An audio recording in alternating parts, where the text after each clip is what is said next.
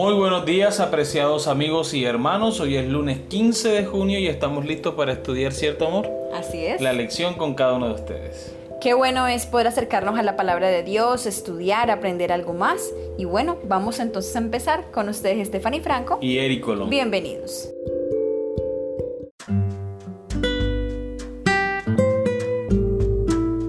Afrontar las dificultades con honestidad y cuidado. El título de la lección para el día de hoy. ¿Alguna vez te encontraste con un versículo o un pasaje que no entendías o que te resultaba difícil armonizar con otros textos o con la realidad en general? Es difícil imaginar que en algún momento no hayas enfrentado este problema. La pregunta es, ¿cómo respondiste? O mejor aún, ¿cómo deberías responder? Yo pienso que en algún momento de nuestra vida nos hemos encontrado con textos así y generalmente uno siempre, trata de buscar a alguien que nos ayude o trata uno mismo de profundizar un poco más. Seguir leyendo todos los capítulos anteriores, los versículos, todo el contexto, porque es la mejor forma, ¿cierto?, de descubrir qué es lo que me quiere decir Dios a través de su palabra, sino escudriñando, seguir estudiando, no desistir. Y cuando no tenemos las herramientas para seguir estudiando, ¿por qué no? Preguntámosle a algún hermano, a algún miembro de la iglesia. De pronto tiene un mejor dominio de la palabra de Dios que nosotros y así vamos aprendiendo y vamos saliendo de dudas de esos textos que nos parecen controversiales o difíciles. Sí, sabemos que siempre la Biblia nos da la respuesta para estas citas bíblicas tan de pronto controversiales en algún momento. Pero sabemos que el Señor está con nosotros y que siempre va a mostrar la forma de entender estas citas. Lee Primera de Crónicas, capítulo 29, versículo 17. Proverbios, capítulo 2, versículo 7. Y Primera de Timoteo, capítulo 4, versículo 16. ¿Qué dicen estos versículos que pueden aplicarse a la cuestión de cómo abordar los pasajes difíciles? Primera de Crónicas, capítulo 29, versículo 17. Yo sé, Dios mío, que tú escudriñas los corazones y que la rectitud te agrada. Por eso, yo con rectitud de mi corazón voluntariamente te he ofrecido todo esto, y ahora he visto con alegría que tu pueblo, reunido aquí ahora, ha dado para ti espontáneamente. Proverbios capítulo 2, versículo 7. Él provee de sana sabiduría a los rectos, es escudo a los que caminan rectamente. Primera Timoteo capítulo 4, versículo 16. Ten cuidado de ti mismo y de la doctrina, persiste en ello, pues haciendo esto te salvarás a ti mismo y a los que te oyeren. El Señor nos capacita, el Señor nos aclara el entendimiento, Él nos da su Santo Espíritu que nos ilumina el pensamiento para nosotros poder entender la palabra de Dios. Muy bien, continuamos ahora con la lectura de la lección. Solo con honestidad podemos enfrentar las dificultades en forma adecuada. La honestidad nos protege para no evadir ninguna dificultad ni intentar ocultarla. La honestidad también nos impedirá dar respuestas superficiales que no soporten realmente la prueba del escrutinio. Dios se complace con la honestidad y la integridad. Por lo tanto, debemos emular su carácter en todo lo que hacemos, incluso en nuestro estudio de la Biblia. Los honestos afrontarán las dificultades de la Biblia de tal manera que tendrán cuidado de no presentar información fuera de contexto, distorsionar la verdad con el lenguaje cargado o engañar a otros mediante la manipulación de pruebas. Es mucho mejor aguardar una respuesta sostenible para una dificultad que intentar brindar una solución evasiva o insatisfactoria. Un efecto secundario positivo de ser honesto en nuestro estudio bíblico es que genera confianza. Y la confianza es la base de todas las relaciones personales sanas. Convence a la gente mucho más que las respuestas endebles. Es mejor decir que simplemente no sabes cómo responder a la pregunta o cómo explicar el texto con precisión que procurar que éste diga lo que tú quieres que diga cuando quizás realmente no es así. Las personas cuidadosas fervientemente desean conocer la verdad de la palabra de Dios y por lo tanto se cercioran constantemente de no apresurarse a llegar a conclusiones basadas en un conocimiento limitado o en una evidencia endeble. Los cuidadosos deciden no pasar por alto ningún aspecto ni detalle que pueda ser importante. No se apresuran en su pensamiento.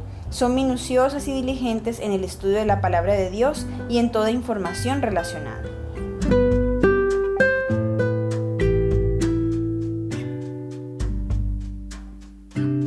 Muy bien, hemos llegado a la pregunta final de la lección. ¿Qué haces tú o qué deberías hacer con textos que no entiendes plenamente o que parece que no encajan con tu interpretación de la verdad? Bueno, lo primero que debemos hacer, amor, y creo que tú estás de acuerdo, es orar. Así es. Pedir la dirección de Dios, pedir la dirección del Espíritu Santo, porque nosotros solos no podemos. Debemos entender, amor, lo que tú decías, que la Biblia es la revelación de Dios, es de origen divino, y las cosas espirituales se disciernen espiritualmente. Entonces hace falta orar, pero orar con el corazón, orar con esas ansias de aprender. Segundo, seguir los principios hermenéuticos de la interpretación bíblica, que es algo sencillo y lo hemos estudiado en este trimestre. Si nosotros no entendemos un pasaje de la Biblia, pues lo primero que debemos hacer es leer todo el capítulo. Y si aún así todavía nosotros no entendemos, lo que deberíamos hacer es leer el libro completo para tener una panorámica general. Pero ¿cómo así leer el libro completo? Sí, si queremos tener una plena comprensión del pasaje o de la intención del autor al escribir ese texto, deberíamos tener todo el panorama completo. Si eso no es suficiente, pues deberíamos leer el comentario bíblico adventista con relación al texto, es decir, a quién se escribió, en qué época se escribió, cuál era la intención del autor, cuál era la situación que vivía en su contexto cultural, económico, por qué, si fue Pablo o si fue Pedro, escribió de esa manera. Todas esas cosas hay que empezar a dilucidarla, investigarla minuciosamente. Ahora, si eso no fuere suficiente, también tenemos herramientas que podemos utilizar como el interlineal griego-español o el interlineal hebreo-español, que no es difícil de utilizar porque tenemos que sacarnos eso de la mente. Es como nosotros utilizáramos un diccionario inglés-español. Nosotros no entendemos las palabras en inglés, pero podemos buscar las palabras en español y la leemos en inglés como aparece en el diccionario y podemos tener una idea de lo que significa esa palabra. Exacto. Y la connotación que puede tener en el estudio que estamos haciendo. Yo pienso que es ponerle un poquito de interés y un poquito como de esas ansias de conocer y de estudiar un poco la palabra de Dios. Quiero presentar un ejemplo, un texto que puede ser controversial para muchos. Lo encontramos en Colosenses capítulo 1 versículo 15. Él es la imagen del Dios invisible, el primogénito de toda la creación. Es decir, que Dios Padre fue el que creó al Hijo. O sea, Jesús no es de la misma condición de Dios, sino que fue creado por Dios. Eso es lo que dicen los arrianos apoyándose de este texto de la Biblia. Pero mira que es posible que nosotros podamos entender el sentido que le da Pablo a este texto si leemos un poquito más abajo y tratamos de abrir nuestro entendimiento. Dice el versículo 18: y Él es la cabeza del cuerpo, que es la iglesia. Él que es el principio, el primogénito de entre los muertos, para que en todo tenga la preeminencia. Hago una pregunta: ¿será que Jesús es el primogénito de entre los muertos? No, Él no fue el primero que murió. Correcto, Él no fue el primero que murió y tampoco fue el primero que resucitó, sino que el apóstol está diciendo que Jesús es la autoridad, es la autoridad máxima en la vida del cristiano, es nuestro ejemplo a seguir. Entonces a Jesús se le da la importancia que Él se merece y se le da la preeminencia, como Él dice, en todos los aspectos de la vida del cristiano, porque Jesús debe ser nuestro ejemplo en todos los aspectos. Quiero leer una nota del comentario bíblico adventista que dice así: se le ha confiado todas las prerrogativas y toda la autoridad en el cielo y en la tierra. Pablo destaca la posición de Cristo porque está procurando hacer frente a los argumentos de los falsos maestros, quienes declaraban que Cristo era creado y negaba su supremacía. Entonces, Pablo está haciendo una defensa de la doctrina, enseñando de que Jesús es el primogénito de la creación, pero para que solo tenga en todos los aspectos la preeminencia. No está diciendo Pablo que Jesús fue el primer ser creado por Dios, porque más adelante el mismo texto de Colosenses dice que fue Cristo el que creó todas las cosas. Versículo 16: porque en Él fueron creadas todas las cosas, las que hay en los cielos y las que hay en la tierra, visibles e invisibles, sean tronos, sean dominios, sean principados, sean potestades.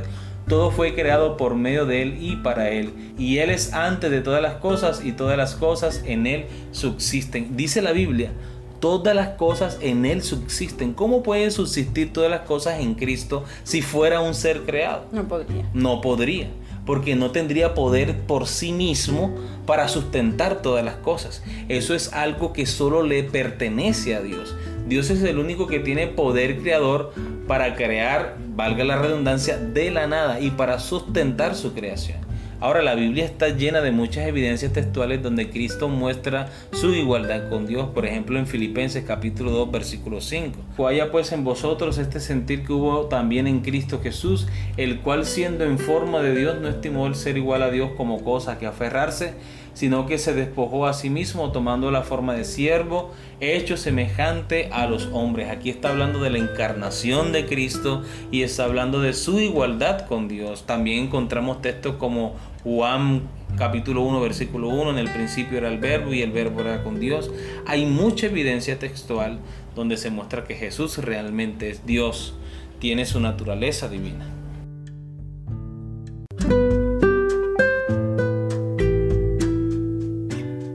Muy bien, ahora teniendo en cuenta, amor, lo que tú estás diciendo, quiero compartir con todos también, para agregar un comentario de la manera de White. La claridad de nuestra visión de la verdad será proporcional a nuestra comprensión de la palabra de Dios.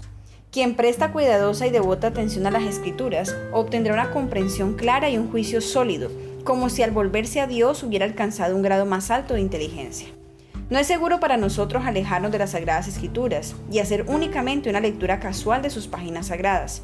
Ceñid la mente a la elevada tarea que ha sido puesta delante de ella y estudiad con un decidido interés para que podáis entender la verdad divina. Aquellos que hacen esto quedarán sorprendidos de encontrar lo que la mente puede lograr. La mente debe ser refrenada y no se le debe permitir que divague. Debería ser adiestrada para espaciarse en las Escrituras y en temas nobles y elevados. Porciones de las Escrituras, aun capítulos enteros, pueden ser memorizados a fin de repetirlos cuando Satanás venga con sus tentaciones. El capítulo 58 de Isaías es útil para este propósito. Construya un muro para el alma con las restricciones e instrucciones dadas por la inspiración del Espíritu de Dios. Mente, carácter y personalidad, tomo 1, página 97 y 98. Muy bien, amigos, hemos llegado al final de la lección. Espero que haya sido de crecimiento espiritual para cada uno de ustedes, así como lo ha sido para nosotros. Les esperamos mañana con una nueva lección. Que Dios les bendiga.